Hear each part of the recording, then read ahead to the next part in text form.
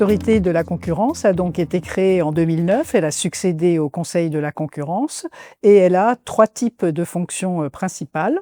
D'une part, une fonction contentieuse, elle contrôle et sanctionne éventuellement les pratiques d'entente, souvent dénommées sous le terme de cartel, les pratiques d'abus de position dominante et les pratiques d'abus de dépendance. Sa deuxième mission, c'est le contrôle des opérations de fusion-acquisition, contrôle qui était auparavant dévolu au ministre de l'économie et qui donc, depuis 2009, appartient à l'autorité.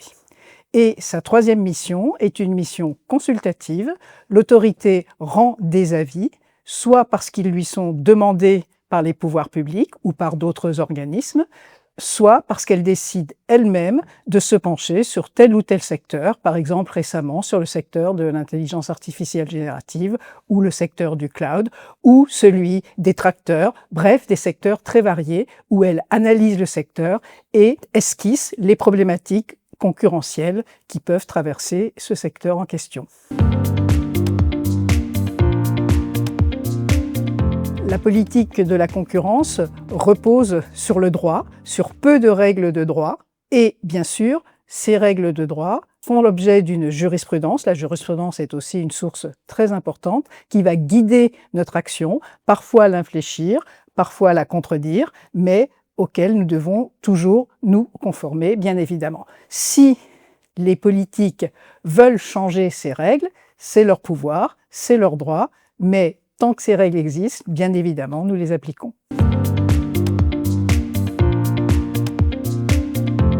Elle peut l'être, elle doit l'être, et il est vrai qu'il y a des rapports récents, notamment les rapports Draghi et l'État, qui nous incitent à le faire, outre le contexte qui a sensiblement évolué depuis quelques années, crise sanitaire, crise de la Covid, guerre en Ukraine, nouvelle gouvernance américaine, montée de la Chine, etc.